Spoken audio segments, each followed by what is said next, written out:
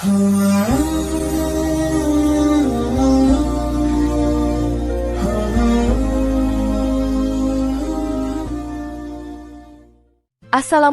warahmatullahi wabarakatuh. Jika video ini muncul di berandamu, ini adalah petunjuk dari Allah kepadamu. Setidaknya sempatkan menulis sholawat kepada Rasulullah Shallallahu Alaihi Wasallam di kolom komentar. Insya Allah bisa menjadi bukti kecintaan kita untuk mendapat syafaat kelak di akhirat. Dan saya ucapkan banyak terima kasih kepada para sahabatku semua yang telah like, komentar, dan subscribe channel ini. Saya doakan, semoga tetap dalam keadaan sehat walafiat dan selalu diberikan rezeki yang berlimpah oleh Allah Subhanahu wa Ta'ala. Amin ya Rabbal Alamin. Saudara-saudaraku yang dirahmati Allah, dalam kehidupan yang penuh dinamika ini, manusia seringkali terjebak dalam kesibukan duniawi, sehingga melupakan waktu-waktu penting yang telah Allah tetapkan sebagai sarana mendekatkan diri kepadanya. Waktu bukanlah sekadar hitungan detik dan menit, melainkan amanah dari Allah yang akan dimintai pertanggungjawaban. Setiap waktu memiliki nilai spiritual, dan di antaranya ada waktu-waktu istimewa yang membawa keberkahan, serta perlindungan dari Allah jika dijaga dengan sebaik-baiknya. Islam sangat menekankan pentingnya menjaga waktu, apalagi waktu-waktu yang telah ditentukan untuk beribadah. Dalam hal ini, dua waktu yang sangat dianjurkan untuk diperhatikan secara khusus. Kedua waktu ini bukan hanya menjadi batas waktu sholat, melainkan momentum yang mengandung keutamaan besar, perlindungan dari kesulitan hidup, dan pintu pembuka keberkahan yang luas jika dimanfaatkan dengan benar. Menjaga dua waktu ini bukan hanya berarti menunaikan sholat di waktu tersebut, tetapi juga menjaga adab, memperbanyak doa, dan meningkatkan kesadaran akan kehadiran Allah. Ketika seseorang menjaga dua waktu ini dengan serius, maka Allah berjanji akan menjaganya dari berbagai macam kesulitan, sebagaimana tercermin dalam banyak ayat Al-Quran dan hadis Rasulullah Shallallahu Alaihi Wasallam. Kita akan menjelaskan keutamaan-keutamaan dari kedua waktu tersebut, serta bagaimana ia menjadi kunci penjagaan Allah dalam kehidupan seorang hamba. 1. Waktu maghrib. Waktu maghrib merupakan waktu yang sangat istimewa dalam Islam. Ia adalah batas antara siang dan malam, saat matahari mulai tenggelam di ufuk barat dan langit berubah warna menjadi jingga kemerahan. Allah dalam Al-Quran beberapa kali menyebutkan waktu petang sebagai salah satu waktu terbaik untuk beribadah dan mengingatnya. Secara spiritual, waktu maghrib adalah momen transisi yang sangat sensitif, di mana kehidupan mulai berubah suasana, dari hiruk-pikuk aktivitas siang menuju ketenangan malam.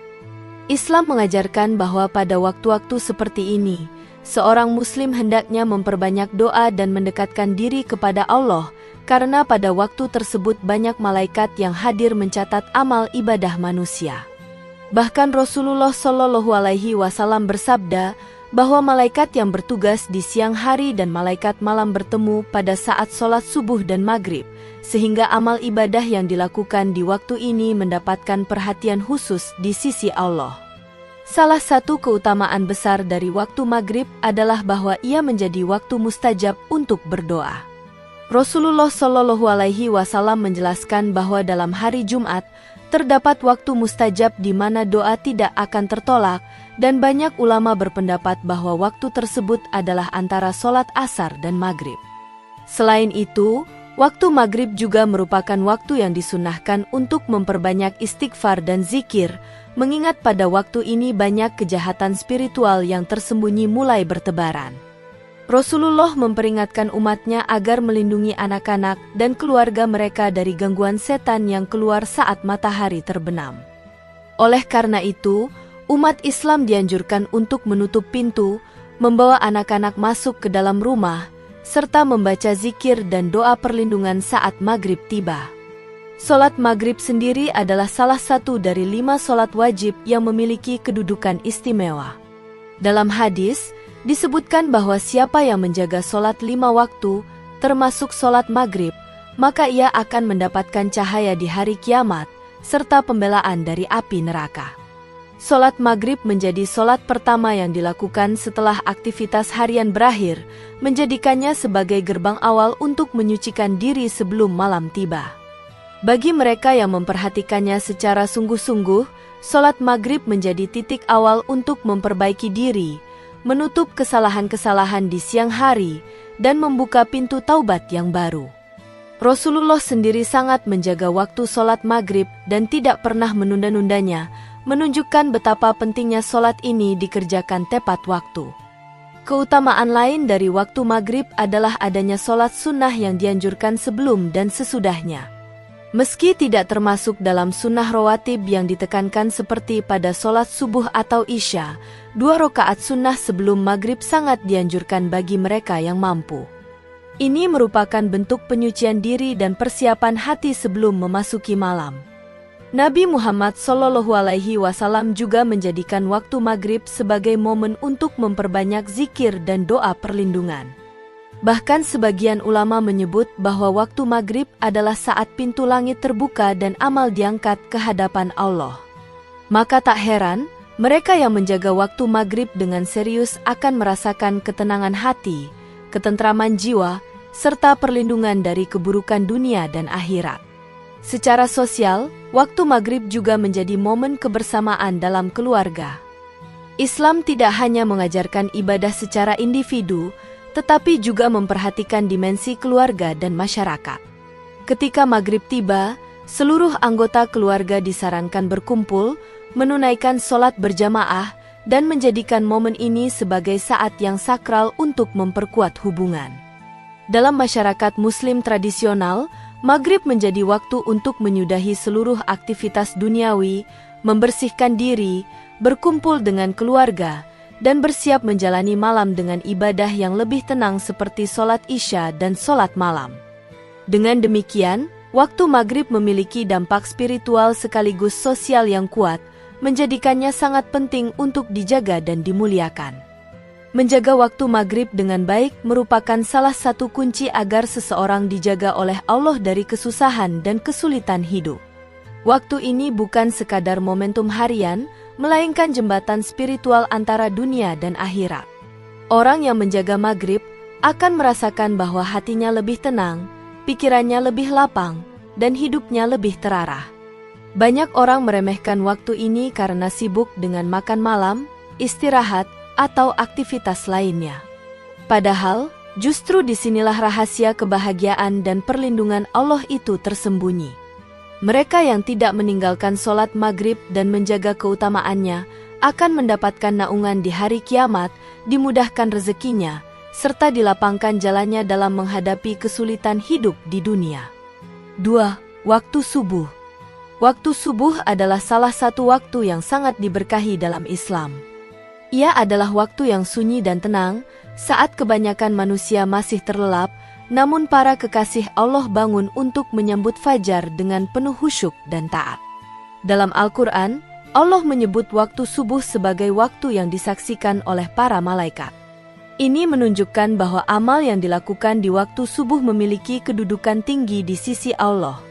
Sholat subuh menjadi tanda awal keimanan dan kekuatan spiritual seseorang, karena butuh kesungguhan luar biasa untuk bisa bangun di waktu ini, meninggalkan kehangatan tidur demi memenuhi panggilan Allah Subhanahu wa Ta'ala.